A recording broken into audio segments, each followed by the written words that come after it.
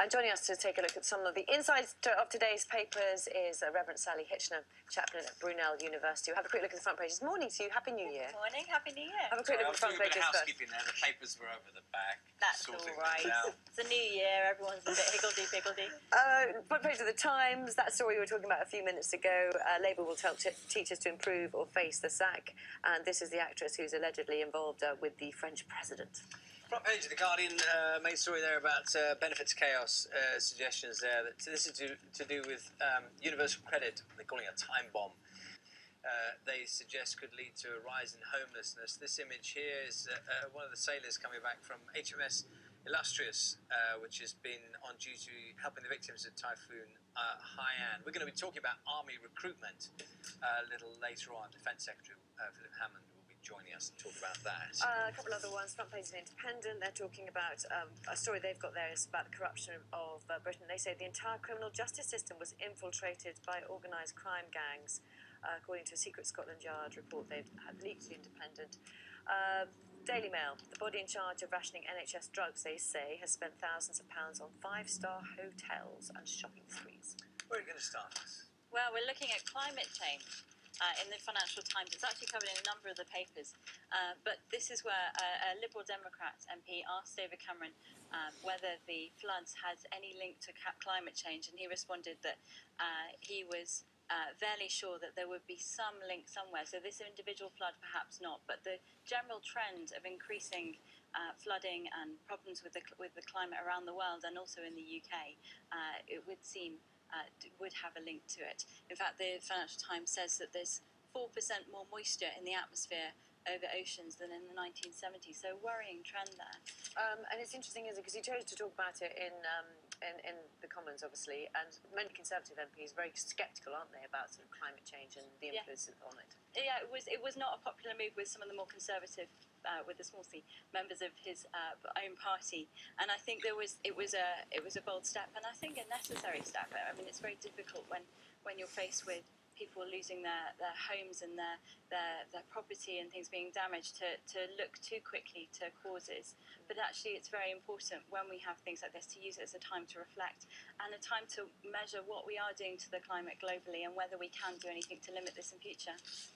Trust in the police very much in the news this week, and you picked out a story from The Independent. Yes, I mean there are alarming figures that are coming out this week about the numbers of black and minority ethnic people from black and minority ethnic backgrounds who are being stopped and searched. This research that is documented in The Independent says that it's over 50% of those who are strip searched are from black and minority ethnic backgrounds, and it's something that today of all days, when we're facing the tribute later, the memorial, for the case in London, Mark Duggan case in London, that actually to have figures like this coming out, it's challenging and it's worrying.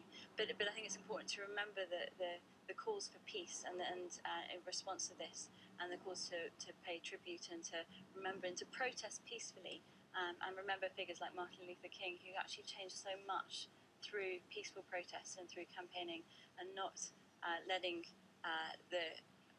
figures like this either stop them or inflammate things into violence. Completely different story, I think you were going to talk about from the Mail. Yes. Is that right? Yes, absolutely. I mean, this is very exciting. I know. Again, don't we?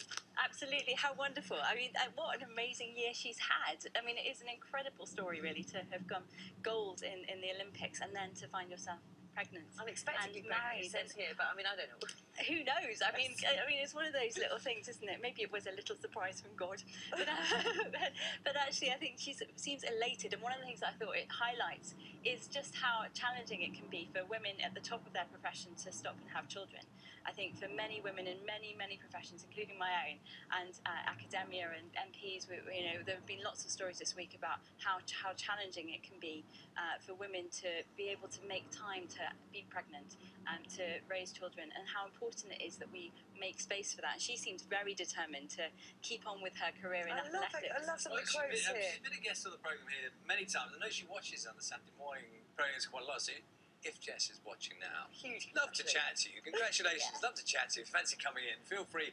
But I tell you, one of the things that struck me about her statement was that she was already talking about Rio.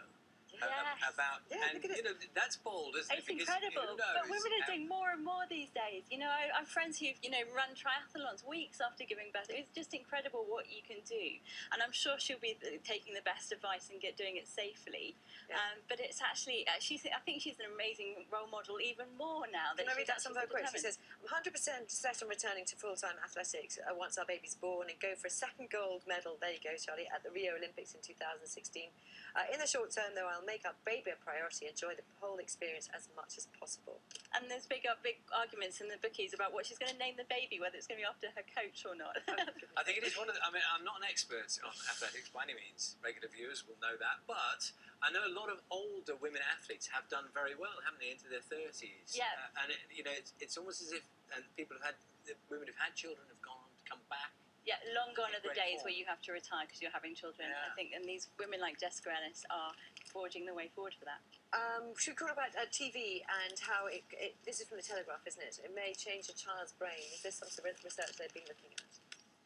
Yes. So there's just some small research that, I mean, it's our sort of general fears, isn't it? This is what most people suspect, that if you sit and watch television, it's going to affect how you think. It's going to maybe make you less able to process complicated information and negotiate. And I remember when I was young, we used to play out on the street, and we had so many little arguments and negotiating about whether or not who could be the leader of the group, who could be the sort of organising things through. And it was a great way to actually form negotiating skills, processing things We through. live in a different world now, though. We do they say how much is too much? I don't think they do actually. They just have measured that actually the more television your child is watching, the more So it was So it can be the more socially it's going to be. isolating. Absolutely, and I think it's not just television; it's also video games and things like that. And it's anything more than 4 hours a day. I think is the statistic that's there. So I think get your kids out there. The minute the weather gets better, send them out on their bikes and their scooters and get them playing There are outside. so many fears people have, though, aren't there? There are, and it's hard, and I think as parents, but then I think the challenges are weighing up the safety fears and training your children to act safely in a public setting, even on your street, is so important.